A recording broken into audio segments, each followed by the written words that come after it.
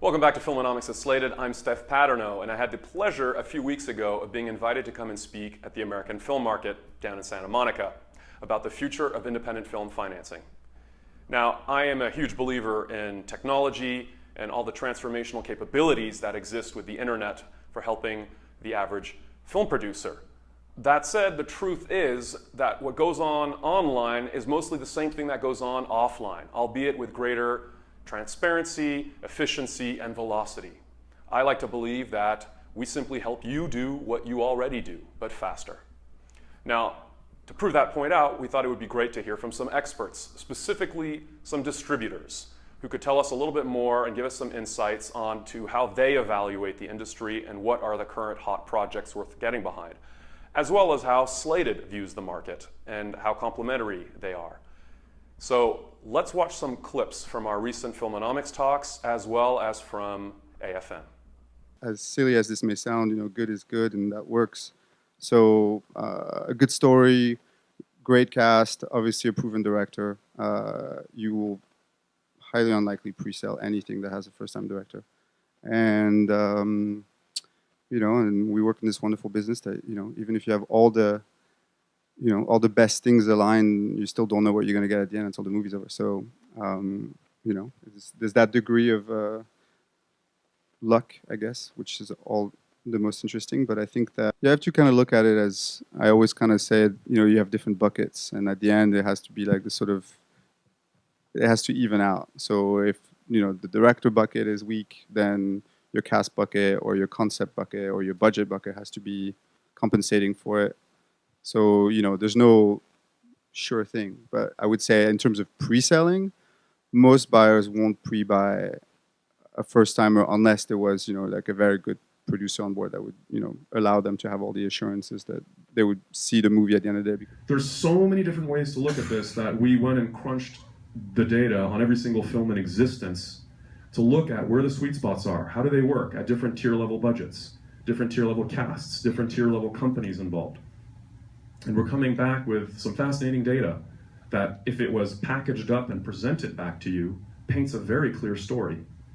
And that clear story gives you protection and a sense of confidence when you're talking to your investors or your distributor or a sales agent saying, well, I know you guys value Jude Law in France at this level, but honestly, Slated says this, and they have looked at the entire industry, not just your numbers. And I know sales agents, of course, are trying to sell you on using them, right? So their numbers look fabulous until you've done the deal, and then the reality hits.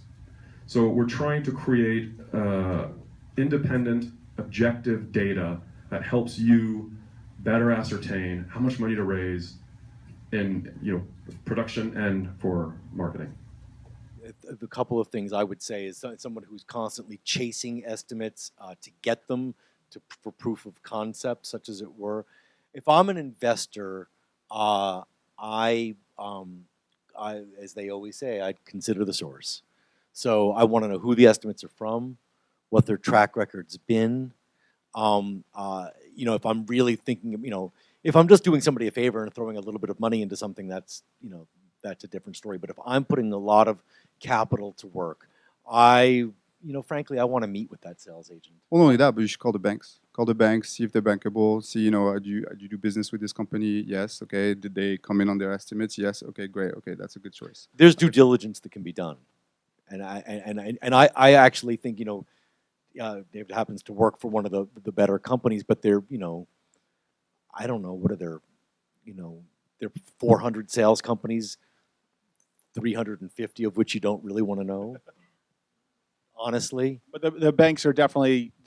We always recommend to our producers. We have banking relationships with, 2 or 3 major entertainment banks, and we always say check with our bank, and we would expect you to check with other sales companies' banks to see if whatever their estimates are they delivering on those numbers, and that's a great piece of advice if you can. And banks are actually very accessible, and they'll tell you if a company is bankable or not.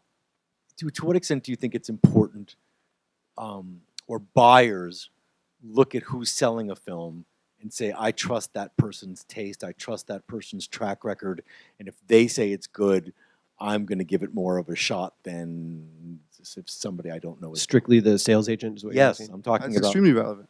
Of course, that's extremely relevant. I mean, people will get you different price in different territories based on the relationships that you have. I mean, it is a relationship business, so and the amount of weight you carry as a company will enable you to get a certain type of buyer in the door, and that obviously is very relevant. So if you go with a smaller company that doesn't have the big fluffy movies to sell to the biggest buyers, then chances are these guys won't come in the door. So your pool of buyer all of a sudden shrunk.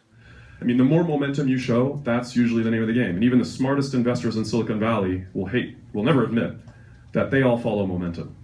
Okay, the smartest investors in the world, 90% of their due diligence is done when someone they really trust is participating in a deal. The other 10% is you analyzing charts, but usually that adds up to very little. Now, the language we may be using might be different, but we're talking about the same common things. Number one, momentum building, verification, market intelligence, and good old-fashioned salesmanship. In the end, nothing really quite has an impact with an investor as your enthusiasm and your full belief in what you're doing. So that X factor is critical no matter what. No amount of data, no amount of clever, efficient tools will quite get you there without the salesmanship. Now that applies whether offline or online, or whether using just human intuition sources or data crunching. You need in the end a hybrid of both to be as successful as possible. Now for all of you that participated at AFM and asked to see the presentation, I'm happy to say that we will be providing an edited version of the presentation. I say edited because it seems like it was an hour and a half talk, and it might be much better to have it a little bit more compact, but we will make that available on the site for you. Until then, subscribe. See you around.